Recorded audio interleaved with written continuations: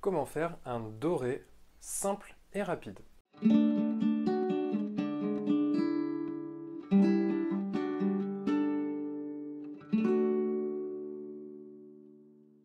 Et salut les copeintres et bienvenue dans cette nouvelle vidéo. Alors vous vous demandez, avant toute chose peut-être, pourquoi j'ai l'impression d'être un petit peu en galère. C'est tout simplement parce que je suis accroupi. Je suis accroupi pour une simple et bonne raison, c'est que j'ai pas mon fauteuil. Et j'ai pas mon fauteuil, pourquoi? Tout simplement parce que je change d'atelier. Là, je suis dans mon cadre habituel et pour vous préserver un petit peu, pour préserver votre petite santé mentale, je me suis dit que j'allais faire l'introduction ici, mais tout le reste va se passer dans le nouvel atelier. On y va tout de suite. Et voilà le nouvel atelier qui est ici. Alors je suis venu là parce que ça fait plus de place, c'est plus efficace, c'est plus pratique, il y aura aussi plus de place pour accueillir les élèves quand ils viennent. Et bien évidemment, ça me permet aussi d'avoir deux écrans. Là, on voit que je suis en train de regarder le live de Zoz pendant ma session de peinture. Ça m'a aussi permis de m'installer cette petite chose, à savoir un nouveau micro. Donc voilà, ça me permet quand même de faire pas mal de choses en plus. Bref, on va s'installer et on va commencer le tuto. Alors nous voilà dans le nouvel atelier, et là on va commencer le tuto. Vous l'avez vu, donc je vous l'ai montré, nouveau micro, un petit peu de nouveau matériel. J'ai investi pour que cette nouvelle année soit aussi synonyme d'amélioration des vidéos sur la chaîne, notamment au niveau du son, parce que vous avez été plusieurs à me dire que vous entendez des petits sifflements et autres. Donc j'ai acheté un micro plus gros, ce qui va nous permettre d'éviter les petits sifflements, quoi. Oh. C'est parti, on passe tout de suite à la peinture. Et donc comme je disais, on va voir un métal doré assez simple à faire, assez rapide. C'est parti. Avant de commencer le tuto, je voulais vous parler du live dont j'ai pas mal parlé ces derniers temps. J'en ai parlé dans la newsletter, j'en ai parlé sur Facebook, j'en ai aussi parlé ici sur YouTube dans l'onglet communauté, où j'ai demandé un petit peu à tout le monde quand est-ce que vous étiez dispo pour faire un live, justement pour discuter un petit peu de l'avenir de la chaîne, de ce que vous attendiez, tout ça. Des projets aussi que moi j'ai en tête. Et donc l'idée, en fait, c'est simplement de se faire un petit live pour blablater tous ensemble. Et il s'avère que vous êtes tous plus ou moins dispo à partir de 21h dans pas mal de jours de la semaine.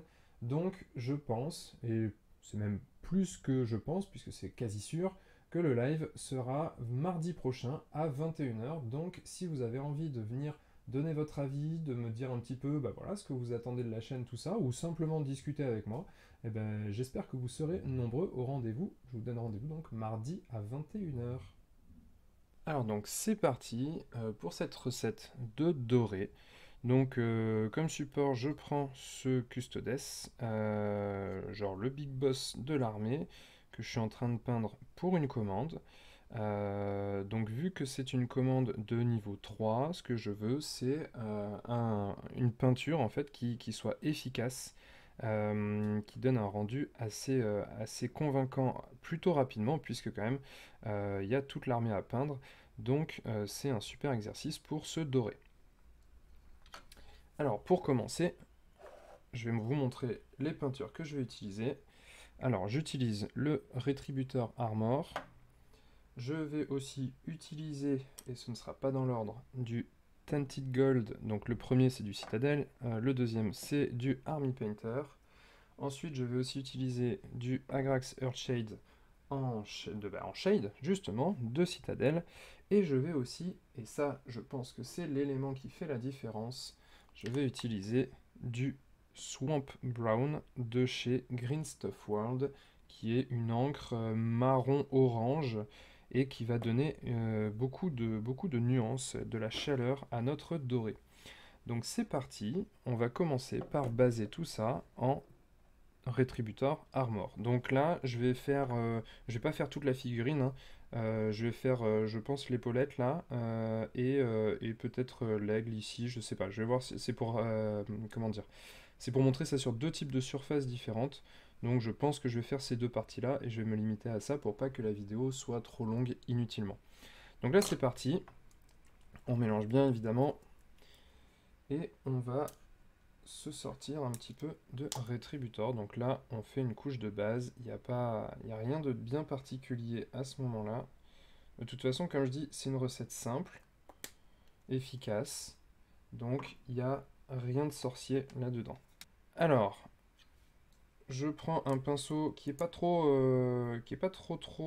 comment dire, auquel je tiens pas trop, qui a déjà été un peu utilisé, voilà celui-ci. D'ailleurs, on voit il y a des restes de paillettes de métal dedans, parce que je trouve que le Rétributor, en plus moi je le dilue vraiment très très peu pour que ça couvre bien, donc il a tendance quand même à bien abîmer les pinceaux, à bien leur péter la pointe. Il y a toujours des restes de pigments dedans qui sèchent, qui collent dans le pinceau, donc le pinceau a tendance à s'user très très vite.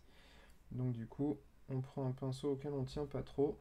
En gros, le pinceau auquel on tient le moins dans la taille qui est suffisante pour pouvoir faire le détail qu'on est en train de faire. Voilà, c'est hyper précis ce que je viens de dire, parfait. Débrouillez-vous avec ça. Non mais bon, ce que je veux dire par là, c'est voilà, un pinceau qui est quand même suffisamment précis, hein, faut pas non plus une brosse qui a plus de forme, mais voilà, faut pas prendre le petit pinceau qu'on va utiliser pour faire les visages. Donc là, voilà, on va poser simplement sa base sur les zones à traiter. Donc là, je me prends pas la tête, hein, savoir s'il y a des creux, pas de creux ou quoi, peu importe. Là, pour l'instant, je fais juste les rebords. Je viens prendre toutes les surfaces, tous les bords de chaque surface. Hop. Ici, ça en est. Ici, ça en est. C'est la petite broche qui est comme ça. Là, les paulières, elles descendent jusqu'ici.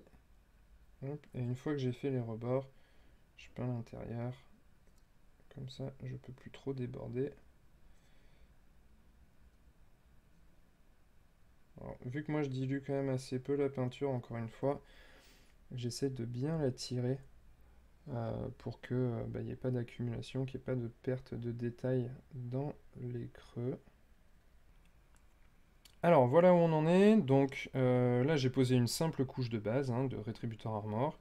L'avantage de pas trop le diluer comme ça, c'est que la couche est quand même relativement propre en un seul passage. Bien évidemment, l'idée c'est pas de rester comme ça sur cette, comment dire, sur cette version de doré, hein, même si la base est quand même vraiment bonne. Maintenant, on va ajouter des nuances un petit peu partout. Alors pour ça, c'est ce que je disais, j'ai découvert ça récemment, les Intensity Ink. Alors je connaissais mais je les avais jamais testés, c'est pour ça que je dis que je les ai découverts récemment. Et celle-ci, elle a une teinte marron, marron orangé. Alors, je vais montrer un petit peu dans un petit récipient autre que la palette humide. Tac, tac, tac, tac, tac.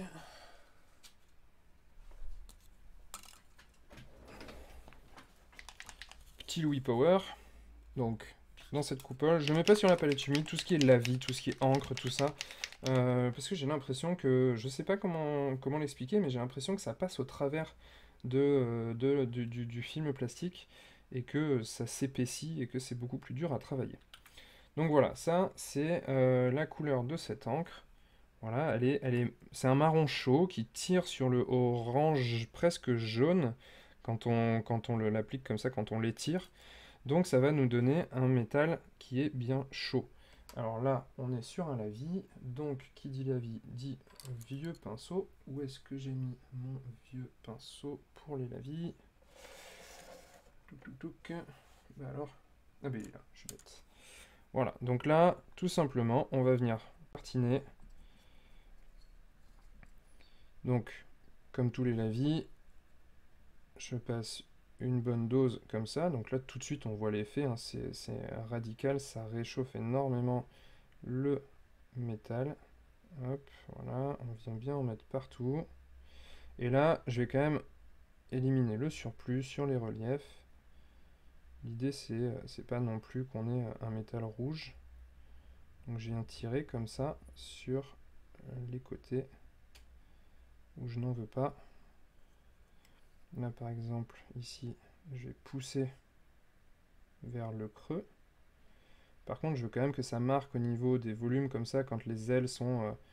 quand on a une arête comme ça, donc je viens racler comme ça le long des arêtes, comme ça on a la face inférieure qui est bien marquée, et on pourra reprendre la face supérieure de chaque plume pour lui donner du volume.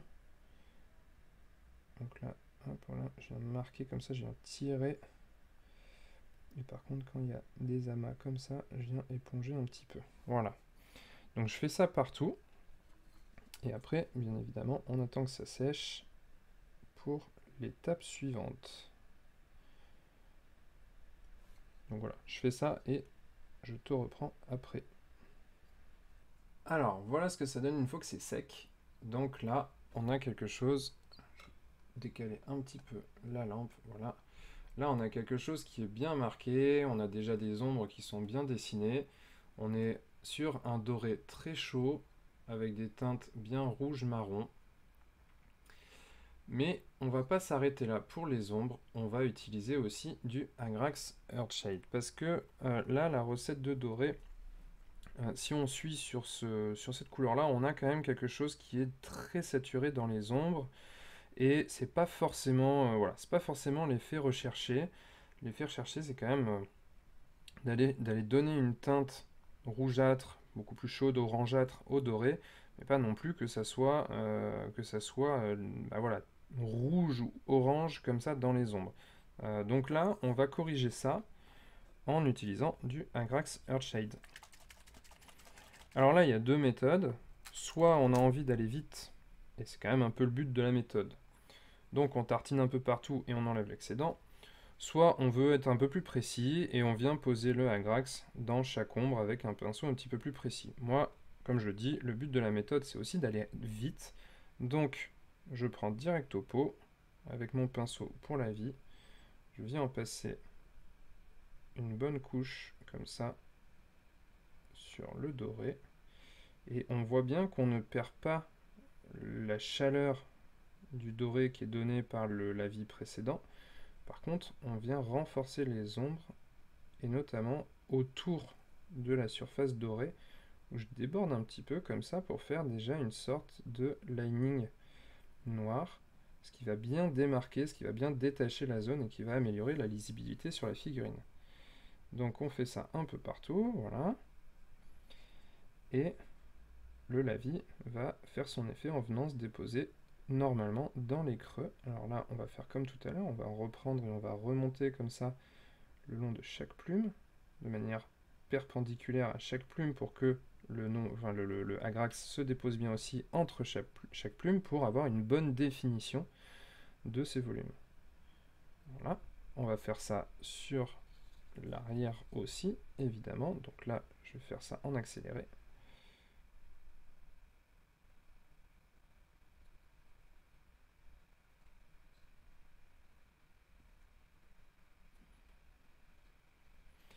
Et on fait ça aussi sur les paulières, exactement de la même manière.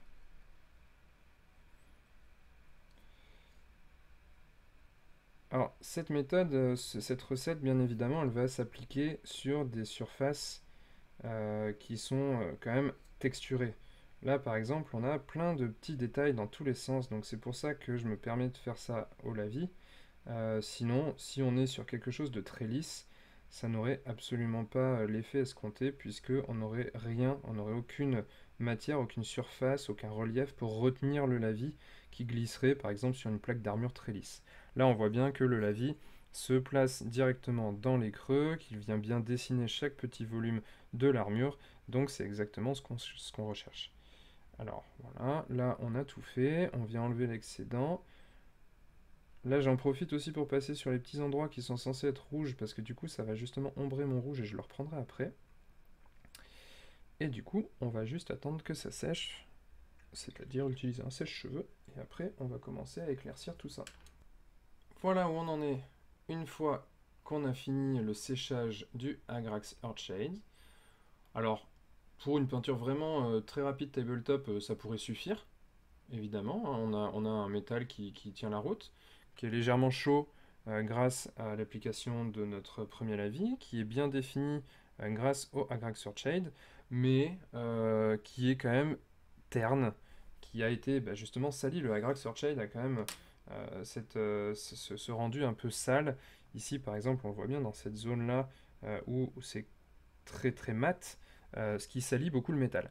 Donc là, ce qu'on va faire maintenant, c'est qu'on va lui redonner de l'éclat, et pour ça, on va simplement reprendre notre Retributor Armor pour repasser un premier éclairci, entre guillemets, puisque là, c'est surtout pour redonner de l'éclat plus qu'éclaircir, même si, évidemment, ça va éclaircir, puisqu'on a quand même passé de la vie. Donc là, on va déjà reprendre toutes les arêtes qui évidemment sont bien plus éclatantes. Et par exemple là ici sur ce type de volume, je vais reprendre le dessus de chaque plume. Donc là on vient reprendre le dessus comme ça.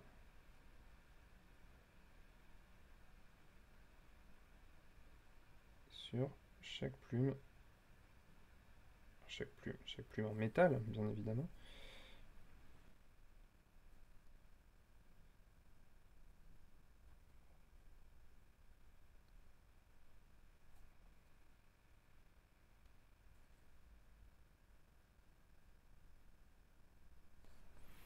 Et voilà ce que ça donne.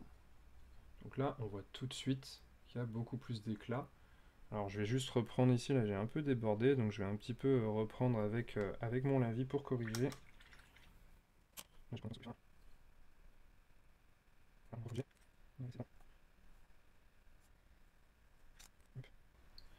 Voilà, et donc là on a quand même quelque chose de bien plus pétant, bien plus flashy. Donc là, je vais continuer. Je garde mon pinceau fin pour les tout petits détails, comme ça. Ici, je vais relever cette arête là aussi. Là, ici, on va relever ici, au milieu à peu près. Milieu haut, on va dire. On va pas refaire toute l'arête, par contre. Là, je vais juste reprendre le rebord. Là, on va prendre les rebords aussi des arêtes et on va élargir un petit peu. Puisque ce ne sera pas notre éclat max, donc il faut qu'on laisse un peu de place pour qu'on voit bien toutes les nuances. Pour que ce soit plus progressif. Donc là on reprend les petites arêtes, le dessus de la sphère au milieu. Alors quelque chose qui est intéressant quand on a des surfaces plates là comme celle-ci, c'est de venir créer, là le bas de l'épaulière, de venir créer des points d'intérêt. Donc là par exemple, on va éclaircir l'arête, comme ça, l'arête inférieure aussi, et on va se créer un petit trait comme ça au milieu. Hop, en laissant de l'ombre à gauche et à droite, ce qui va donner davantage d'intérêt. Je fais pareil de l'autre côté, en accéléré, je ferai aussi ça et je te reprends après. Ok, donc on en est là. Voilà, avec un doré qui commence à être bien pétant. C'est bien rutilant. Et là maintenant, on va donner encore un petit peu plus d'éclat à ce métal avec du Tinted Gold. Donc là, on a un doré qui est plus clair, qui est un peu plus désaturé aussi, qui est plus verdâtre. En général, quand on part vers les lumières, c'est intéressant d'avoir quelque chose qui est plus désaturé, puisque c'est riche en lumière blanche, surtout sur le métal en fait, où les reflets blancs sont très forts. Donc bien évidemment, si c'est blanc, c'est désaturé. Donc là, on va simplement prendre avec le petit pinceau, pour le coup, des petits points de lumière, comme ça, sur les arêtes, sur les reliefs. Là, par exemple, ici, c'est très bombé, donc on va en mettre ici. Pareil ici, parce que c'est un deuxième relief. Là, on va reprendre le milieu entre guillemets, ce qui correspond au milieu de chaque rangée de plumes, n'importe quoi. Et puis, on va aussi éclaircir le milieu de chaque plume, comme ça. En suivant, par contre, le métal, la lumière sur les métaux suit la forme du métal, donc on va suivre cette courbe pour rester cohérent. Hop, au milieu, à chaque fois, un petit coup de Tinted Grail. Je vais jamais y arriver aujourd'hui, de Tinted Gold.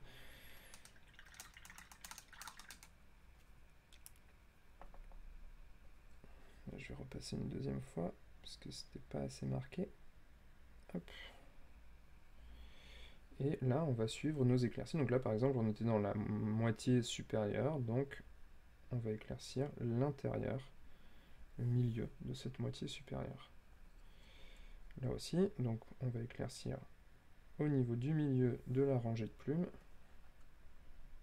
Alors là, il ne faut pas trop charger le pinceau, sinon ça peut marquer. C'est pour ça que je le décharge très légèrement sur mon pouce. Hop, voilà. On éclaircit comme ça, toujours en suivant le mouvement du métal. Là, tout à l'heure, on avait fait notre petite lumière au centre ici. Donc on va simplement passer au milieu de ce qu'on avait fait tout à l'heure avec le tinted gold et reprendre l'arête. Là, le dessus des volumes.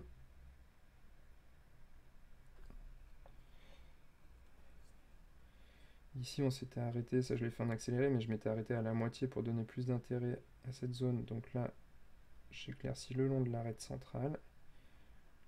Là, sur chaque petit volume, comme ça, je mets des points de lumière. Et là, on fait pareil que de l'autre côté.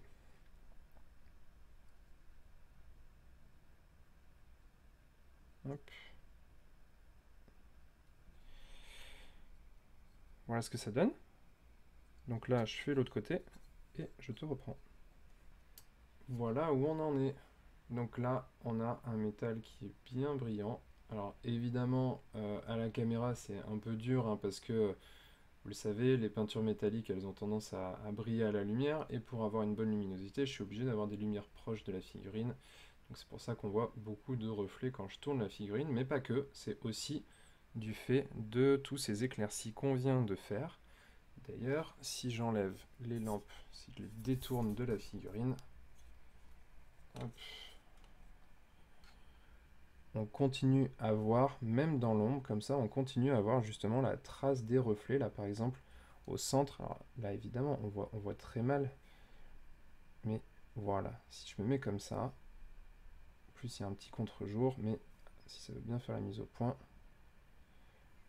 même dans l'ombre, on voit qu'il y a une différence de clarté, on voit qu'il y a des reflets, donc ça veut dire qu'on a bien fait le travail aussi en termes d'éclaircie et pas seulement parce que la peinture métallique reflète la lumière et fait le travail toute seule. Donc là, on a non seulement une peinture métallique qui aide évidemment à ce que ça soit crédible, mais en plus de ça, on a notre travail qui renforce cette sensation.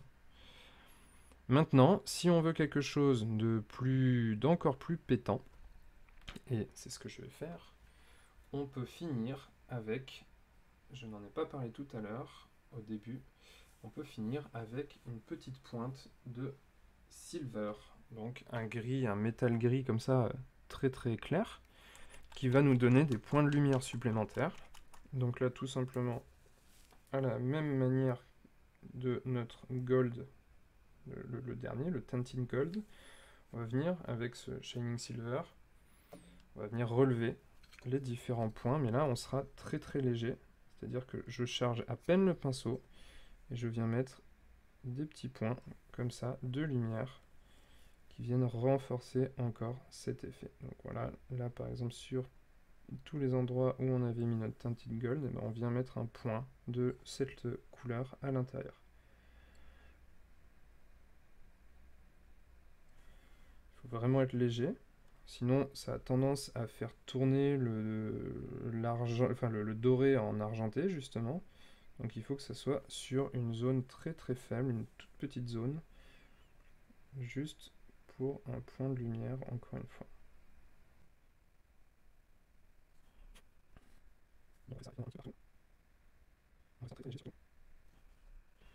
L'important c'est d'être vraiment sur des toutes petites zones et de respecter le sens de la lumière qu'on a construit depuis tout à l'heure. Et voilà ce que ça donne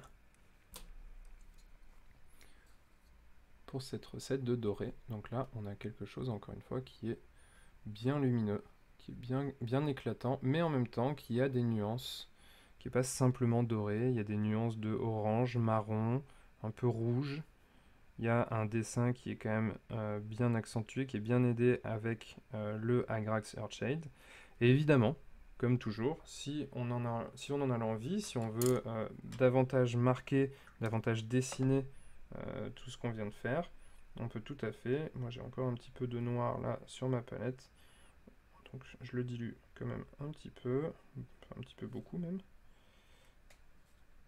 Hop. Et je vais venir, par exemple, redessiner les plumes ici, hop, pour faire un petit lining noir.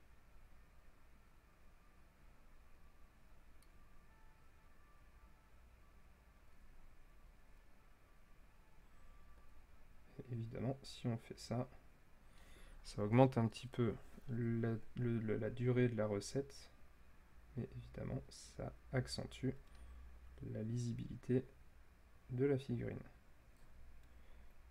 Ça, c'est vraiment l'étape facultative, mais qui donne un vrai plus. Donc, si on a le temps de la faire, bah, c'est vrai que c'est toujours intéressant. Parce que ça améliore vraiment le rendu, puisque ça dessine davantage, et donc ça reprend les petits débords qu'on aurait pu avoir. Voilà ce que ça donne là par exemple, là ici sur l'épaule. Sur l'épaule c'est pas fait, alors est-ce que ça fait la mise au point?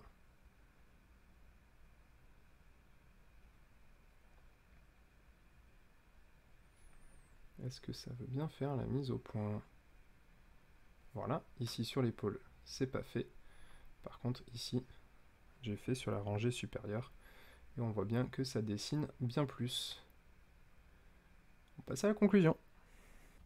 Et voilà les copains, c'est fini pour cette première vidéo de l'année. Alors au moment où je dis ça, je me rends compte que je ne vous ai pas encore souhaité une très belle et heureuse année en vidéo. Je l'ai déjà fait pareil sur les réseaux, je l'ai fait par mail, mais je tenais quand même à vous le dire à nouveau en vidéo de vive voix. Très très belle année à vous. Bien évidemment pour tout ce qui est au-delà de la peinture, mais ça j'imagine que tout le monde vous l'a déjà souhaité, donc moi je vais me contenter de vous dire très belle année de peinture, en espérant que vous arriviez à atteindre vos objectifs et en espérant que je puisse y contribuer un tant soit peu, ce sera avec grand plaisir. Alors bien évidemment, comme d'habitude, si cette petite vidéo vous a plu, n'oubliez pas de la partager, de liker, de vous abonner à la chaîne aussi, en mettant d'avoir toutes les notifications pour louper aucune vidéo. Comme d'habitude, si tu ne l'as pas encore fait, je t'invite aussi à te rendre sur le blog apprendre la peinture sur figurine.com où j'y ai en téléchargement gratuit un petit guide du débutant. En le téléchargeant, tu vas recevoir donc le guide gratuitement et en plus tu seras abonné à la newsletter du blog où je donne régulièrement des petits conseils, des petites news, l'avancée de mon côté, enfin bref, je donne pas mal d'infos, c'est toutes les semaines, donc si ça t'intéresse, n'hésite surtout pas. Maintenant que tout ça c'est dit, il ne me reste plus qu'à te souhaiter une très très belle fin de journée. Une belle année, encore une fois, j'espère qu'on passera de bons moments ensemble, et bien